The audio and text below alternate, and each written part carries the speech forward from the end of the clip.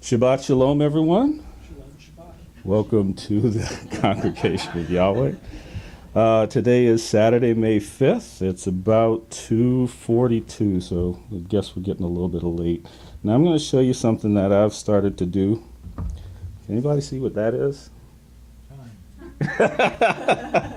I'm timing myself. Start. All right, so I'm just starting.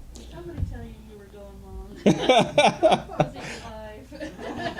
I just want to be mindful of everybody's time, you know. So how much time do I have, Kenya? How much time do I have? We usually go about 30 minutes, 35. All right, sermon 30 minutes. I'm going to do my best. All right. So we're going to continue talking about the kingdom of Yah. This is the third installment in this particular talk on kingdom culture. This actually probably will not go that long. I'm like I said, I'm keeping my time. All right. Microphone when you turn, can you move that far? Well, I'm hoping this one will still catch me up. The other one. What do you want me to do with this Turn one? it that way so when you turn, it picks you up. Okay. Well, I won't need it because I'm reading from right here. All right. So, kingdom culture. All right. So, in the last, we're going to recap a little bit over what we've talked about so far. All right. So, first of all, our society, our group of people is led by a king. That makes it a kingdom. All right. Pretty straightforward. I am always interactive. If you have any questions, if you have any thoughts, concerns, you know, just let me know and we can stop. All right, Yah is our king. Yah has set the norms of conduct and standard forms of communication for his kingdom. All right, so far so good. All right, in Yah's kingdom, we have a code of conduct. All right, that code of conduct is called Torah. He has a language. That language is called Hebrew. All right, no questions? All right, good. Keep on going. Now, I did this a little bit, Merriam-Webster Dictionary, all right? In order to give a context, right? A culture is the customary beliefs, social forms, and material traits of a racial, religious, or social group, all right? It is a set of standards, of shared attitudes, goals, values, practices, all right? Now, all those things, we don't just pull them out of the air. We get them straight from our king. Any questions? All right, good. All right, that word, if I can get my mouse, it has an origin in the idea of tillage. All right, we talk about cultivation, culture, they both go together. Well, let's start back up there. Let's see if I can get back. All right, so in talking about this cultivation and tillage, Isaiah 6:21, and your people, all of them righteous, shall inherit the earth forever. A branch of my planting, at the work of a work of my hands to be adorned. So we are called his planting. It's talking about cultivation. It's talking about culture. Okay, this is Matthew chapter 13. Another parable he put before them, saying, the reign of the heavens, the kingdom of Yah, has become like a man who sowed good seed in the field, but while men slept, his enemy came and sowed darnel among the wheat and went away. And when the blade sprouted and bore fruit, then the darnel also appeared, and the servants of the master of the house came and said to him, Master, did you not sow good seed in your field? From where then does it have darnel? And he said to them, a man, an enemy, did this. And the servants said unto him, do you wish then that we go and gather them up? But he said, no, lest you gather up the darnel. Do you wish to gather them up? And he said, no, while you gather up the darnel, you also uproot the wheat with them. Let both grow together until the harvest. And at the time of harvest, I shall say to the reapers, first gather the darnel and bind them in bundles to burn them, and gather the wheat into my granary. So we have Messiah speaking. He's also talking about how we are his planting. You know, the world that we live in is the field, and at a future time, he's going to separate the wheat from the tare, the wheat from the darnel. So we are the wheat. All right, we're his people. All right. So looking at cultivate, this is just saying that basically the word cultivate goes back to the word culture. So we know that they're both related to each other. All right. So in coming into Yah's kingdom, coming under his reign, we are called to hear a call that we receive from him. That call is called, among other things, the gospel. All right, that set of good news words that we are all called to hear. So in hearing that, and I'm going to give you the exact location of that in a minute, a part of that call is to repent. We are to turn. Okay, we are to think differently. It depends on if you want to look at it at the Hebrew origin of the word or if you want to look at the Greek origin of the word. Either one, it really doesn't matter. It calls us to change at the very core of it. All right, so we enter into the kingdom, come under his reign, and then we have something to do. We're not called to play harps and sit on clouds. That's not it. He has work to do in his kingdom. All right. So the first things we are to do is that we are to seek first the things that are regarding his kingdom, his reign, and righteousness. All right. And then we are to continue to do it until the end. And then at a certain time that he has designed, we will reign with him for 1,000 years, and we will come to inherit his kingdom, which has to do with ownership. Okay. We actually will become...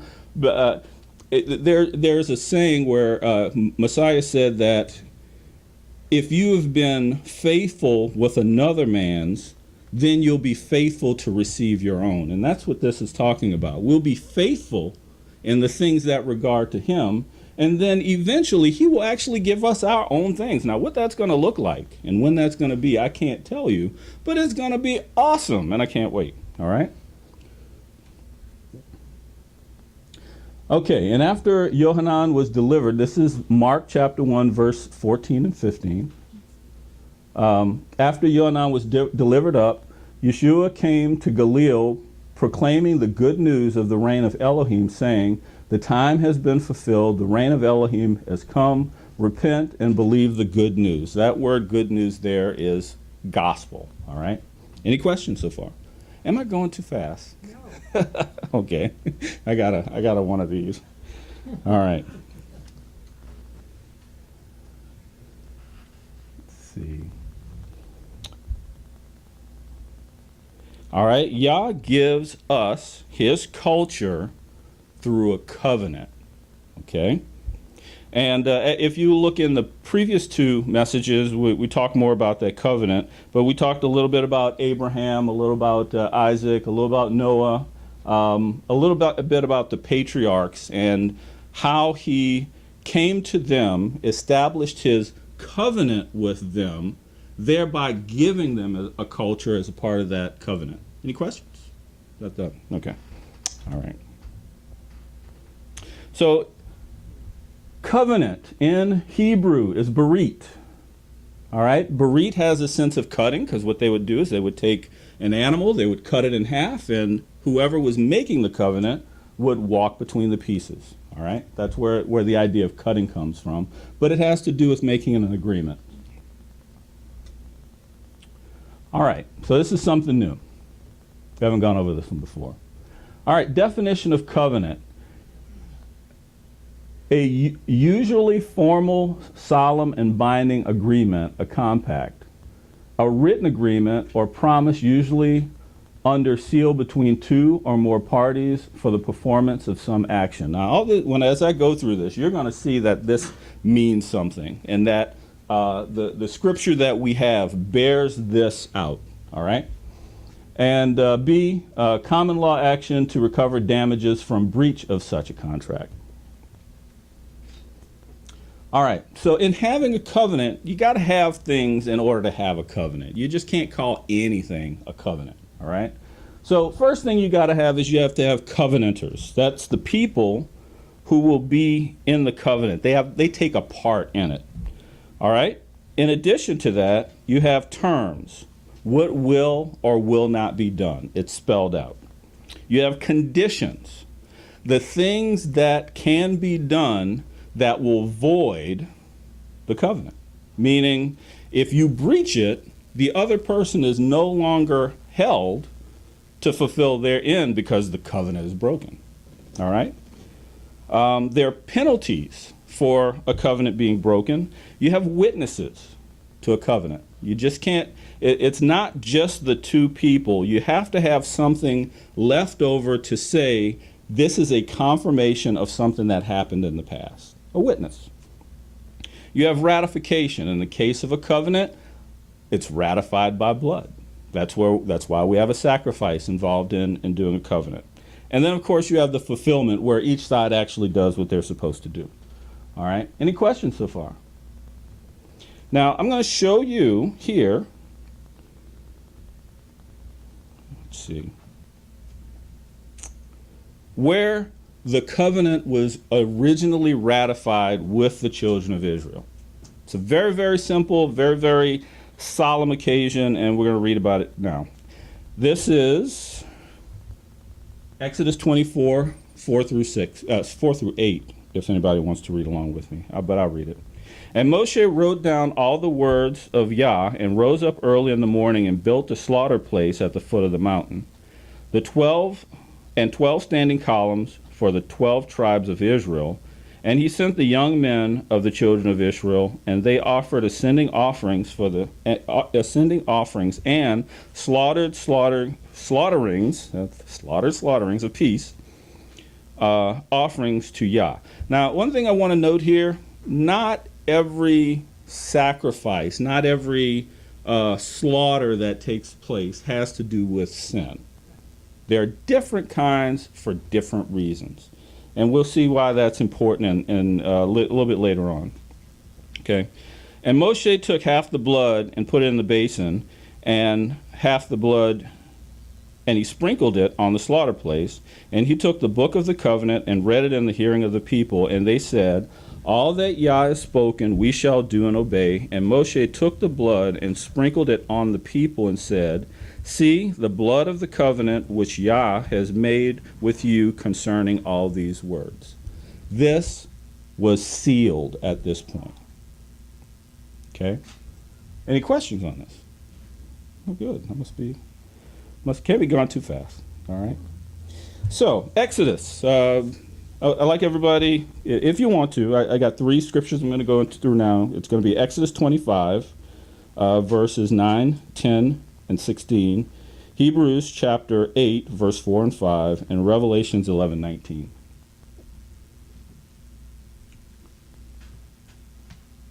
All right? Homework for everybody, right? I'm a teacher, right? Mm-hmm.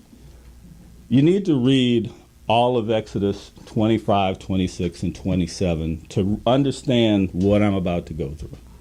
I can't go through it all right now because I don't have the time. And I would love to, I would, but I can't. All right.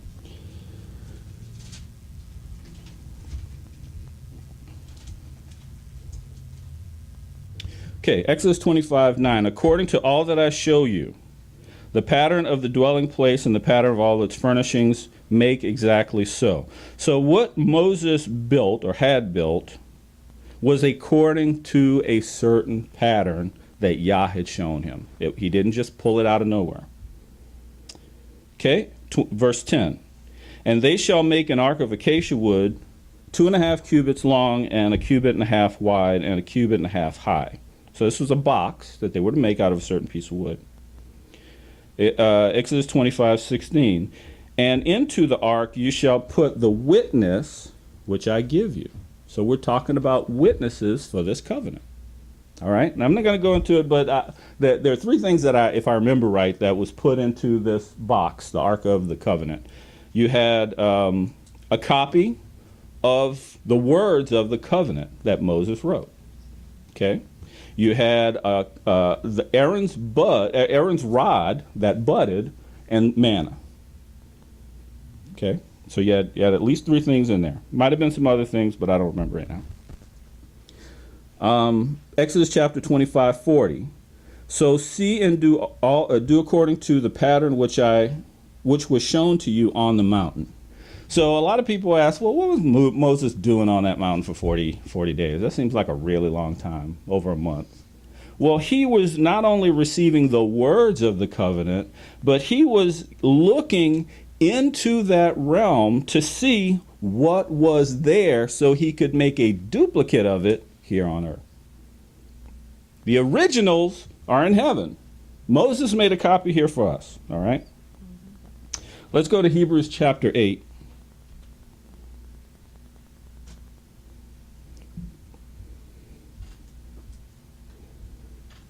For if indeed he were on earth, he would not be a priest. Now, this is speaking of Messiah. I'm coming in. I like to do more than this for context, but time-wise. He would not be a priest, since there are priests who offer gifts according to the Torah, who serve as a copy and a shadow of the heavenly, as Moshe was warned about when he was about to make the tent. For he said, "See that you make all according to the pattern shown you on the mountain." So this is obviously a person who was well versed in what we call the Old Testament. He knew what was going on with Moses, and now he's recounting this. Okay, this is Hebrews. I don't know who wrote the book of Hebrews, but it's said that it was probably Paul. I'm not sure. Well, yeah, actually I do. It does say it was Paul at the beginning of the book. I take that back. Now, this blows my mind. Revelations chapter 19, verse 11. 11:19. Thank you. And the dwelling place of Elohim was opened in heaven, and the ark of the covenant was seen in his dwelling place, and there came to be lightnings and voices and thunders and an earthquake and great hail. We're looking into a vision, an opening of what's in the heavenly place. The Ark of the Covenant is there. Moses didn't. What I want you to understand about this is that everything that Moses had here on earth, our Father has a copy of it in heaven with him. That's how he's able to remember his covenant with us. Just like with any contract. You get a copy, I get a copy. Now, if I have a problem with you, I bring my copy and I say, you were supposed to do this. It doesn't matter if you got your copy or not, because I got my copy. So when he calls both heaven and earth as witnesses against us, because we're the ones that messed up the covenant. It wasn't him. He's calling on his witness to say, we were supposed to do this and we didn't, and he was faithful on his end. All right? Any questions so far? Good. All right. What was the old covenant? We went over this already. It was the circumcision of the flesh, codified in stone. It was laws. It was laws on the tablet. Okay? But the whole purpose of it is that we were to love Yah by showing him obedience. When we get to the new or the renewed covenant, it's the same thing, but it's a circumcision of the heart. Has nothing to do with stone anymore, because it's supposed to be written on our heart, and we are to get a new spirit that we will love him and obey him. We shouldn't need words on a page to do what he wants us to do, because he will speak to our hearts. He will put his spirit upon us so we will walk in his ways. That's what it's all about. All right. Greek. All right. We have covenant. It's given in English as covenant, but it's diatheke. It means a disposition. It means a covenant. It means an agreement. So when we go into our New Testament, because most of us get the New Testament through the Greek language, we have to be able to not only deal with Hebrew, we have to be able to deal with Greek as well, so that we can understand what's being said. Now, the word new, went over this a little bit. There's two different words in Greek that mean new. All right? Kainos means to be fresh or to be new, but it's a quality of being new. In other words, you buy a new car. It could be a 1972 whatever, but it's new to you. Yeah. So yeah, it's still a new car, but it's not like it's a brand new car. It's new to you, all right? By the same token, neos does mean new, like a newborn baby. When we're dealing with the covenant in New Testament Greek, it's always this word, meaning it's not brand new, it's renewed, it's made new for us. All right, any questions so far? All right, so we got two words. We already did the definition for the word covenant, but we have a confusing word here. It's the word testament, okay? A testament is a tangible proof or tribute. It's another word for a witness. It's an expression of conviction, as in verse 3, it's one of the two main divisions of the Bible.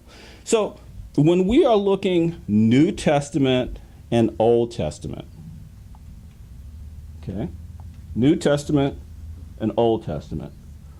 Old Testament means an old witness. It's been there for a while. It's tried, it's true, it's tested. We know that's secure, okay? But we also have a new witness. And as I'm going to show you in just a minute, that new witness speaks completely in line with the old witness. So not only on the word of two or more witnesses as far as the people who were talking, because last time we went through Moses, Jeremiah, and Isaiah as far as our witnesses, as far as people. But now we have an old witness and we have a new witness, but they bear witness to the same covenant. It's not different. It's a testimony of what's in the past. A testimony, a testament, correct. All right. Okay, we're going to go into Luke chapter 1, verse 67 through 75. Matthew chapter 26, verse 19 through 29. Mark chapter 14, verse 12 through 25. Luke chapter 22, verse 7 through 20. All right.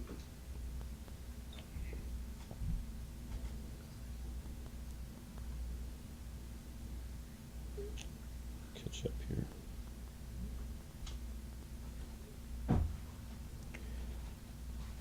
All right, Luke chapter 1. Now I want you to notice in the beginning of this, it says Zechariah would be his, yeah, Zechariah. His father was filled with the set apart spirit. This is John the Baptist's father. He was a priest. Now, as much as I enjoy the fact that he was a priest, he was not speaking his own words here. He was speaking as he was given the words by the Spirit. So this is from Yah himself. All right. Saying, "Blessed be Yah Elohim of Israel, for he did look upon and work redemption for his people, and has raised up a horn of deliverance for us in the house of his servant David, as he spoke by the mouth of his set-apart prophets of old, deliverance from our enemies and from the hands of all those who hate us, to show compassion towards our fathers and to remember his set-apart covenant." Okay? An oath which he swore to our father Abraham, to give us, being delivered from the hands of our enemies, to serve him without fear in set apartness and in righteousness before him all the days of our life. All right. Now, for everyone who is used to hearing the gospel of salvation, okay, you know, that's big thing that they teach in the churches. Everybody needs to be saved. This is, by definition, according to the word, what salvation is. Now let's look at it. So, deliverance from our enemies. That sounds like salvation. That's good. And from the hands of those who hate us.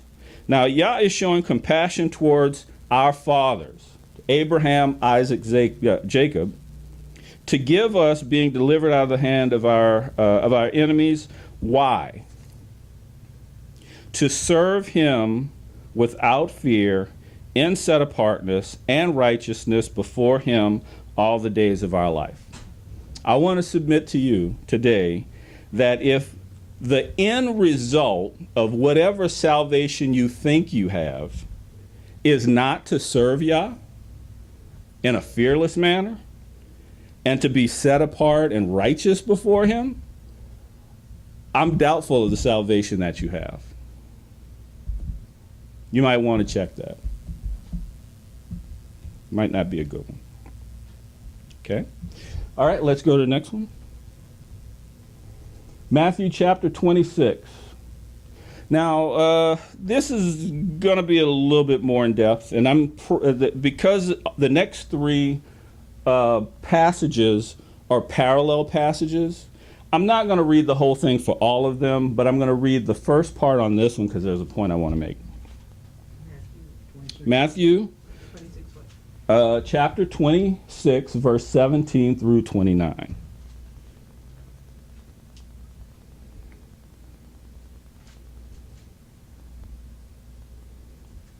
If I can get there.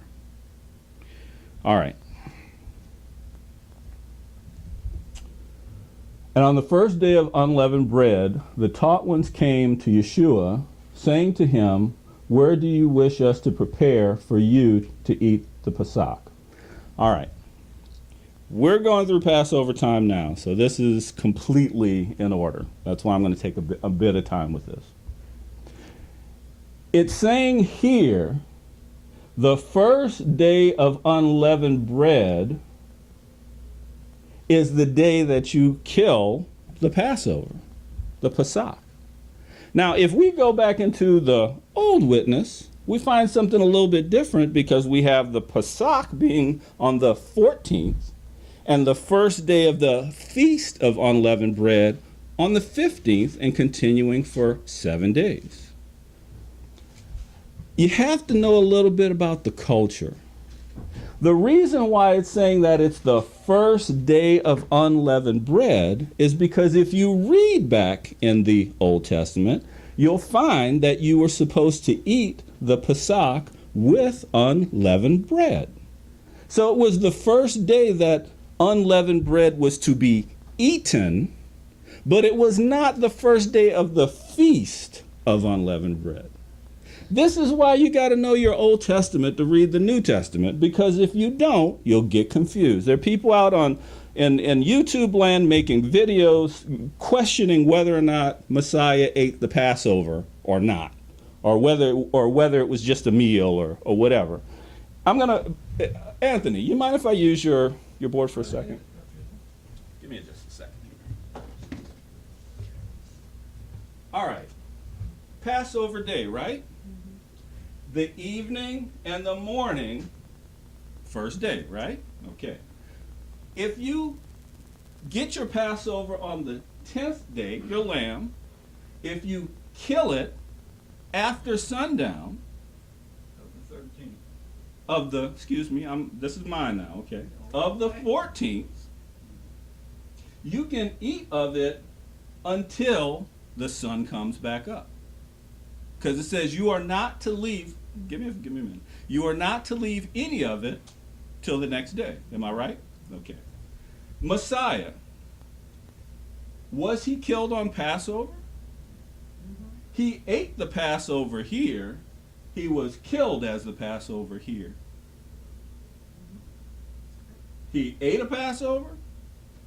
He died as a Passover. Same 24-hour period. At the night part, which came first, he ate the Passover. At the day part, the next day, he was brought to Pilate. The next day, And he was, well, the next morning, I'll say it that way. And he died before the sun went down. It's really simple. All right. Thank you, Andy.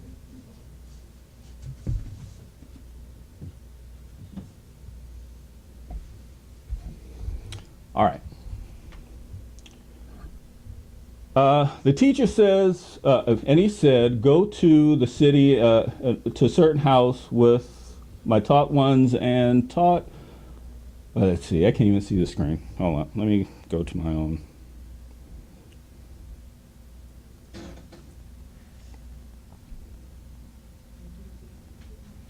Let's see.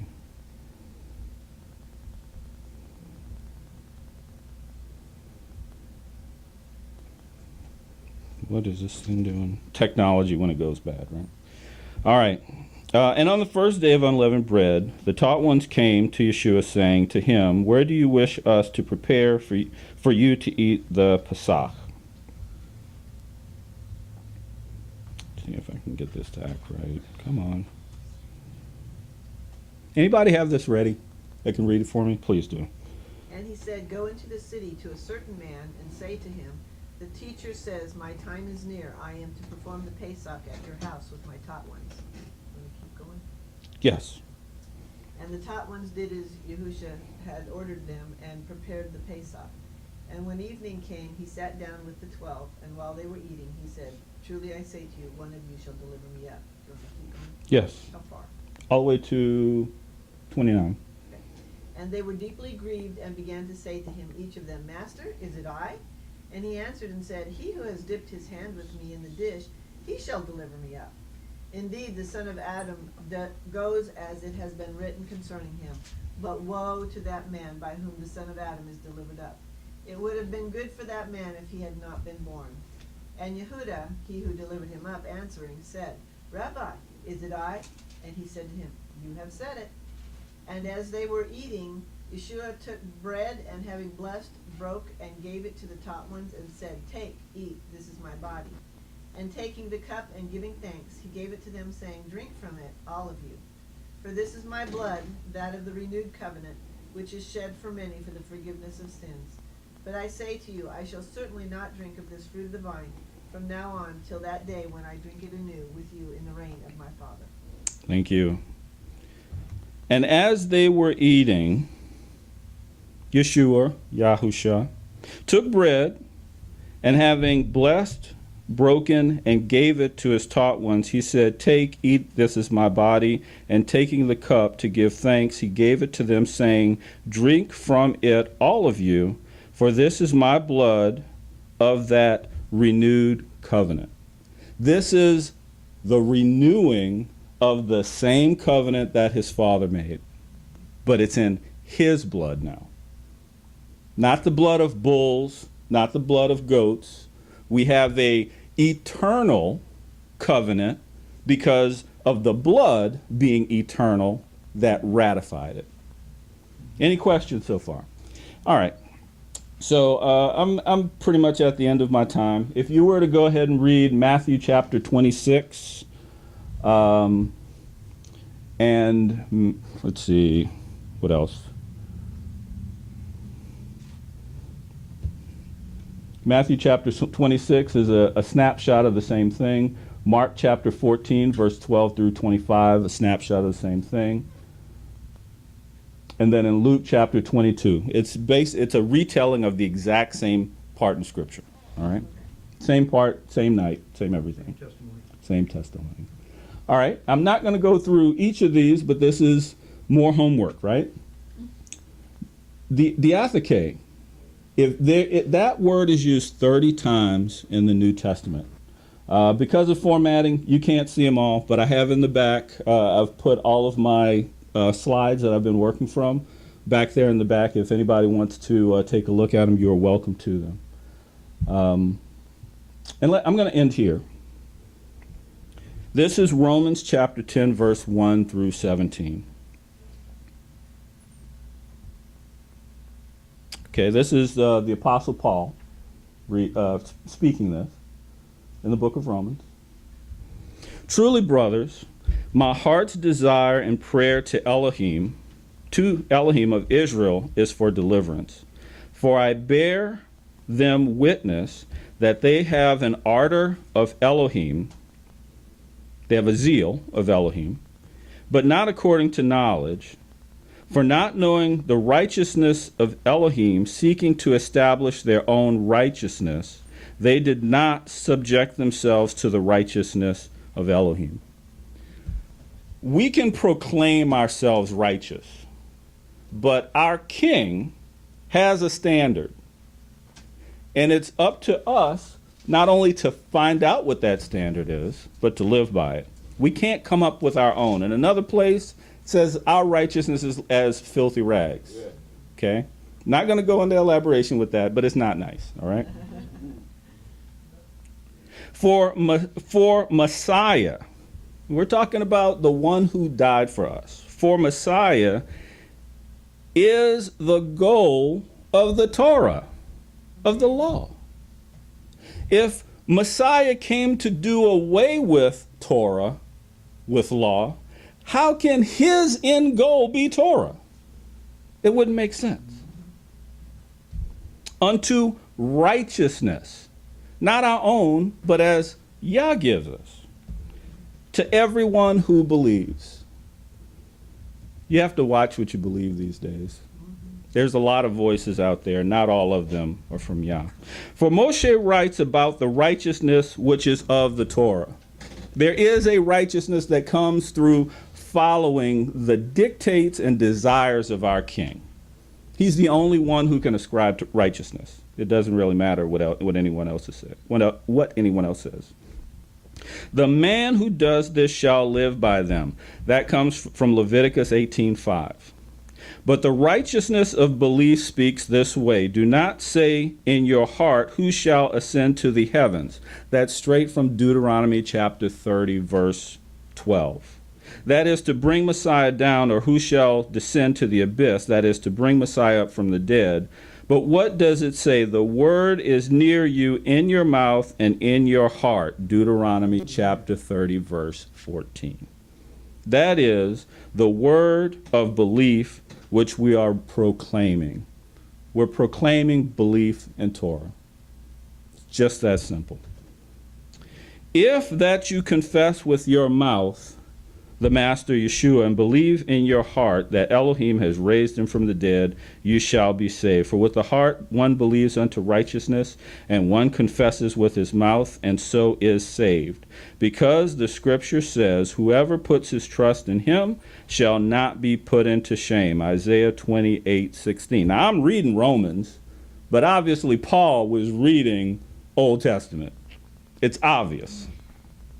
Because there is no distinction between Yahudi and Greek, for the same master of all is rich unto all those calling upon him, for everyone who calls on the name of Yah shall be saved. Joel chapter 2, verse 28, chapter 2, verse 28 through 32. This still comes out of Joel. This is not something new that Paul decided to come up with and make a new religion out of.